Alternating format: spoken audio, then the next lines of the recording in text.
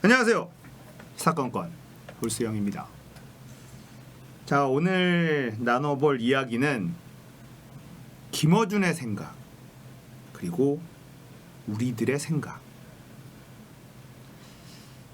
자, 김어준 총수가 다스베이더에서 더불어 시민당에 몰빵을 해야 된다.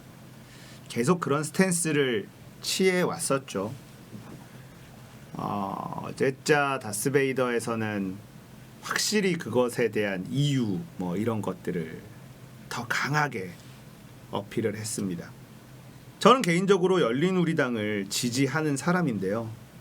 김어준 총수가 무슨 말을 하는지는 잘 알고 있습니다. 그게 가장 확실한 카드라는 것도 잘 알고 있습니다. 그럼에도 왜 열린우리당의 마음이 가는지, 자, 이 얘기를 좀 해보려고 합니다. 김어준 총수 참 대단한 인물입니다. 정치라는 것이 내 삶에 직접적인 영향을 끼치는 것이다. 정치 혐오를 우리는 멈춰야 한다. 정치에 참여해야 된다. 정치라는 것은 딱딱하고 어려운 것이 아니다. 재미있는 것이다. 이런 것들을 많은 사람들한테 전파를 한 사람이죠. 나는 꼼수다부터 시작해서 파파이스, 다스베이다, 그리고 지금의 뉴스공장, 그리고 SBS의 블랙하우스 이런 것들 전부 다 이 정치 시사를 재미있게 볼 수 있는 이런 컨텐츠를 제공을 했었죠. 그래서 정말 많은 사람들에게 공감을 끌어내는 데 성공을 했습니다. 거기다가 이번 조국 사태 때 가장 먼저 선봉에 서서 홀로 싸워줬습니다. 저는 개인적으로 김어준이라는 인물에 대해서 참 고맙다라고 생각을 합니다. 빚을 졌다라는 생각도 합니다. 김어준이 없었다면 이런 생각도 합니다. 저도 김어준이라는 인물의 영향을 많이 받았죠. 제가 이 시사건건이라는 채널을 운영을 하면서 어느 순간에 그냥 제 정치색을 다 드러내기 시작했습니다. 그 전에는 기계적인 중립 이런 스탠스로 컨텐츠를 만들었었다면 어느 순간부터 기계적인 중립은 비겁하다라는 생각을 갖게 됐어요. 그래서 저는 노무현 전 대통령을 좋아하고 문재인 대통령을 지지하는 사람이다. 이렇게 제 색깔을 드러내면서 이야기를 하기 시작했습니다. 자, 이 문재인 대통령을 지지하는 사람이다라고 공개적으로 밝히면서 솔직한 제 생각을 이야기하기 시작한 것은 이 황희두라는 친구의 한마디의 말 때문이었어요. 방금 얘기한 이 기계적 중립, 비판적 지지, 이거 비겁한 것이다. 비겁하다고 느꼈습니다. 그래서 제 생각을 솔직하게 이야기하기로 결심을 하게 됐죠. 여러 사람들의 영향을 받으면서 지금 이 시사건건을 운영을 하고 있는데, 아무래도 김어준이라는 인물은 저에게는 참 많은 영향을 끼친 사람이에요. 그래서 이 더불어시민당에 몰표를 줘야 된다, 이렇게 계속 얘기를 하고 설득하고 있는 김어준 총수의 어떤 뜻, 입장, 의미 다 이해는 돼요. 그게 가장 확실한 방법인 것도 맞습니다. 김어준이라는 사람은 늘 이렇게 얘기합니다. 지는 싸움을 이제 그만하고 싶다. 나는 꼼수다에서 그 당시에 새누리당이었나요? 한나라당이었나요? 이쪽이 워낙에 프레임 짜기, 공작, 이 네거티브 이런 쪽을 너무나 잘 쓰고, 이 민주당 쪽은 그런 걸 너무 잘 못 쓰고 싸움을 너무 점잖게 하는 그런 방식이 김어준 총수에게는 되게 불만이었어요. 그래서 지는 싸움을 하기 싫다. 네거티브는 우리가 하겠다. 그러면서 나는 꼼수다, 나 꼼수에서 네거티브 선거 운동을 펼칩니다. 그래서 초대박이 났던 게 나경원 1억 피부관리, 이게 초대박이 나죠. 나경원 의원 입장에서는 제대로 한 방을 맞은 겁니다. 어떤 식으로 이 네거티브 전략을 쓴 거냐면, 나경원 연회비 1억짜리 피부관리소를 다녔다. 나경원이 연회비 1억을 내고 그 피부관리를 받은 건 아니에요. 그래서 지인 할인, 유명인 할인 이런 걸로 할인을 받고, 그래도 비싸긴 비쌌습니다. 몇백만 원 내고 피부관리를 받았다라고 해명을 했습니다만, 문제는 거기는 연회비 1억짜리 이 피부과는 맞는 곳이에요. 그래서 이 네거티브 전략에 팩트가 다 들어가 있습니다. 나경원이 연회비 1억 원을 내고 피부관리를 받았다는 얘기가 아니라, 나경원이 연회비 1억짜리의 피부과를 다니더라, 이 얘기에 나경원의 이미지가 와르르 무너졌습니다. 네거티브 전략은 이렇게 하는 것이다 라는 교과서적인 그런 전략을 펼쳤죠. 그래서 선거에서 이겼습니다. 자, 그렇게 낙곰수는 우리가 몸에 흙탕물은 우리가 묻히겠다라고 하면서 선거에서 이기고 싶다, 이기는 싸움을 하고 싶다, 김어준 총수는 늘 이런 생각을 가지고 있는 사람이죠. 자, 김어준 총수가 더불어시민당에 몰표를 주자라고 하는 입장 이해가 됩니다.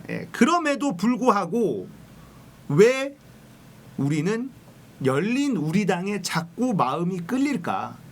저는 첫 번째로 노무현 전 대통령 때문이라고 생각을 합니다. 우리는 노무현 전 대통령을 지켜주지 못했어요. 그 당시에 노무현 대통령이 지지율이 떨어지면서 같은 편이라고 믿었던 사람들이 쉽게 등 돌리는 그런 모습을 우리는 아직 기억하고 있습니다.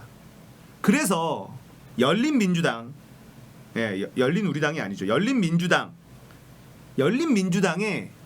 이 후보들의 면면에 자꾸 마음이 가는 거예요. 이 사람들은 절대로 문재인 대통령 등 뒤에 칼을 꽂을 사람들이 아니다. 이 믿음이 저는 열린민주당에 자꾸 마음이 가는 가장 큰 이유라고 생각합니다. 노무현 대통령을 지켜주지 못한 미안함이 열린민주당의 지지로 이어지는 것, 이게 가장 큰 원인이라고 생각을 해요. 다시는 소중한 사람을 잃을 수 없다.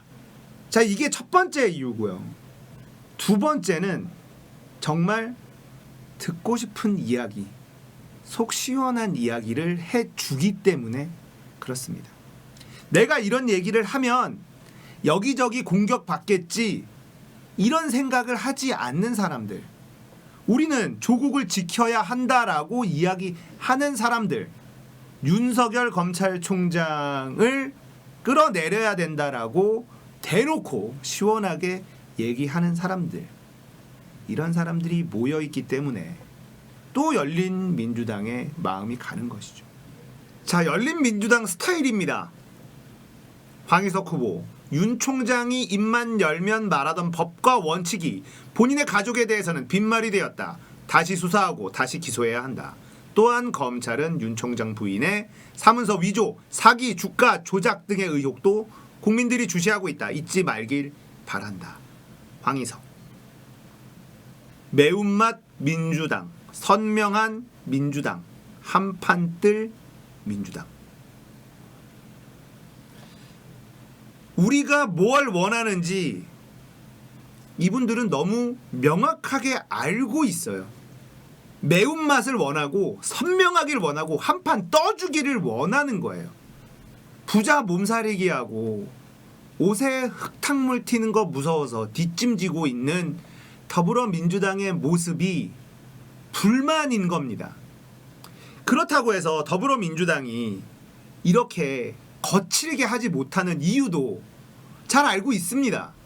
전국 정당이 되어야 되고 수권 정당이 되어야 되기 때문에 많은 사람들을 아우러야 돼요. 그래서 호불호가 갈리는 전투적인 모습을 지양할 수밖에 없겠죠. 하지만 누군가는 이렇게 싸워줘야 합니다. 아직까지는 말이죠.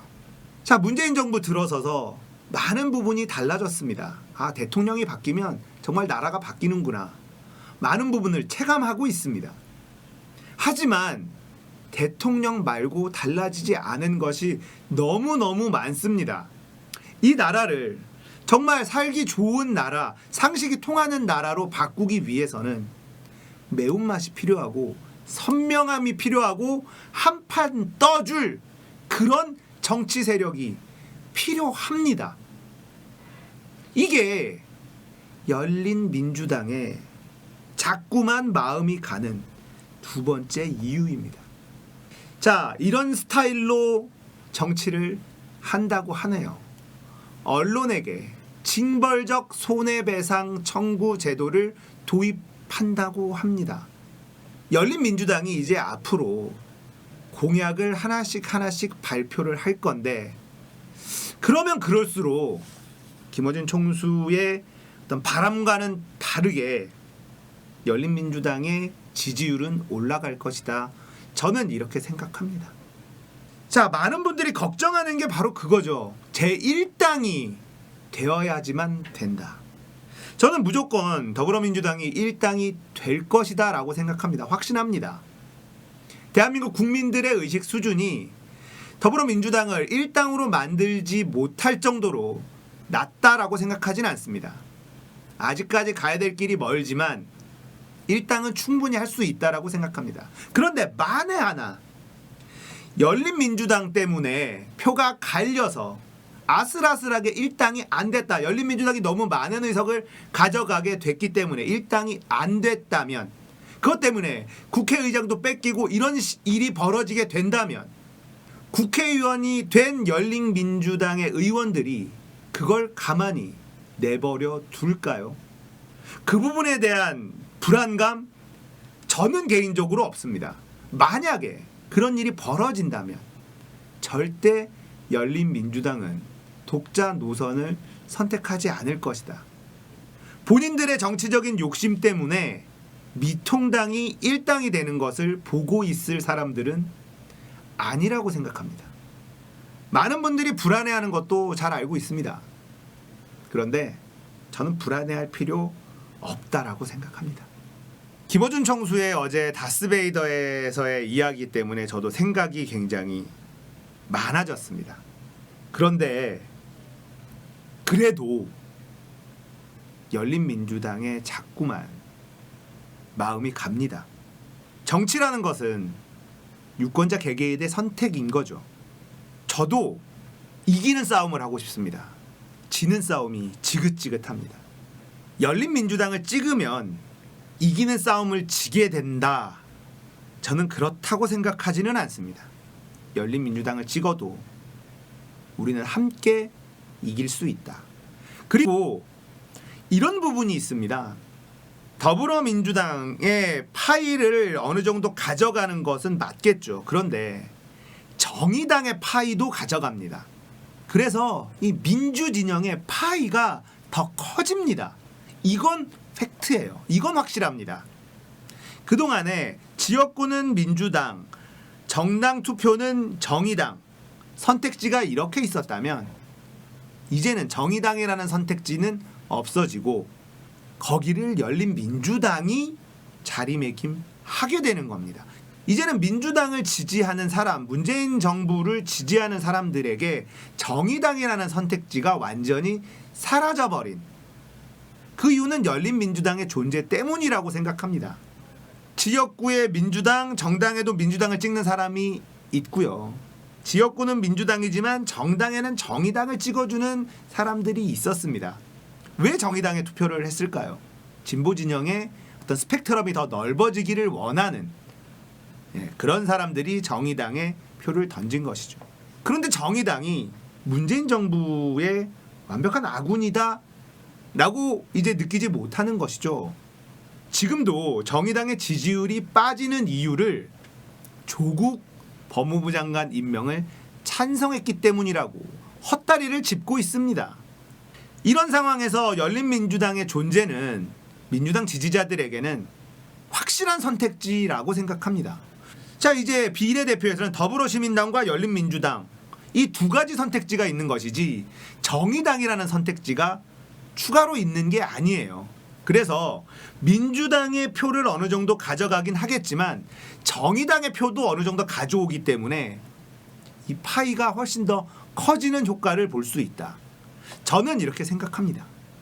자, 지금도 제 채널을 봐주시는 분들이 더불어시민당에 몰표를 줘야 된다, 일당이 무조건 돼야 된다, 아니다 나는 열린민주당이다, 좀 갈려요. 근데 저는 둘 다 좋습니다. 둘 다 좋습니다.